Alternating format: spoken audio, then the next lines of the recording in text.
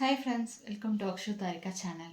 இன்றைக்கி நம்ம என்ன பார்க்க போகிறோம் அப்படின்னு பார்த்தீங்கன்னா, நம்ம ஸ்கூல் டேஸில் இருக்கும் போதோ காலேஜ் டேஸில் இருக்கும் போதோ பார்த்தீங்க அப்படின்னா, ஒரு ஒரு டீச்சருக்கு ஒரு பர்டிகுலர் ஸ்டூடெண்ட்டை வந்து ரொம்ப பிடிக்கும். அது வந்து ஏன் எதனால் அப்படின்லாம் சொல்ல முடியாது. நான் படிக்கும்போது வந்து நிறைய டீச்சர்ஸ் வந்து ஃபேவரட் டீச்சர்ஸ் அப்படின்னு சொல்லியிருக்காங்க. ஸ்டூடெண்ட்டுக்கும் ஃபேவரட் டீச்சர்ஸ் இருக்காங்க, டீச்சர்ஸ்க்கும் ஃபேவரட் ஸ்டூடெண்ட் இருக்காங்க. அந்த மாதிரி எல்லாத்துக்குமே இருக்காங்க, இல்லைன்னு சொல்ல முடியாது. அது வந்து நம்ம தப்பு அப்படின்னும் நான் சொல்லலை.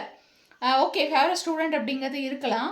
ஆனால் பார்த்தீங்க அப்படின்னா, ஒரு கேர்ள்ஸை மட்டுமே ரொம்ப டாமினேட் பண்ணுறது, ரொம்ப இது பண்ணுறது அப்படிங்கிறது, அதாவது ஒரு டீச்சிங் ப்ரொஃபஷனுக்கு அப்படின்னு சொல்லி வந்துட்டோம் அப்படின்னா, எல்லாத்தையும் நம்ம ஒரே மாதிரி தான் பார்க்கணும். அத்தனை குழந்தையும் நம்ம குழந்தையா பார்க்கணும் அப்படின்னு நான் சொல்ல வரல. நம்ம குழந்தையா பார்க்கலைனாலும் குழந்தையா பார்க்கணும். அப்படி தான் நான் சொல்ல வரேன். இந்த மாதிரி இப்போ வந்து ஒரு சில அப்யூஸ் அந்த மாதிரி எல்லாம் நடக்குது. என்ன அப்படின்னு பார்த்தீங்கன்னா, உங்கள ஃபேவரட் ஸ்டூடெண்ட்டுக்கு மட்டும் நிறைய இது சொல்றது, மற்ற குழந்தைங்கள இது பண்ணுறது, அவங்கள வந்து சைக்கலாஜிக்கலாக வந்து அவங்கள அஃபெக்ட் பண்ணுறது.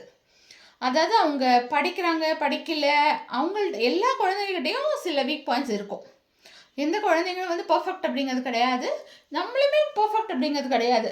அதனால் எல்லா குழந்தைங்ககிட்டையும் ஒவ்வொரு வீக் பாயிண்ட்ஸ் இருக்கும். ஆனால் சிலவரை மட்டும் டாமினேட் பண்ணி அடுத்தவங்க முன்னாடி சொல்லி அவங்களோட மென்டல் ஹெல்த்தை வந்து நம்ம அஃபெக்ட் பண்ணுறது அப்படிங்கிறதும் வந்து ஒரு விதமான அப்யூஸ் தான்.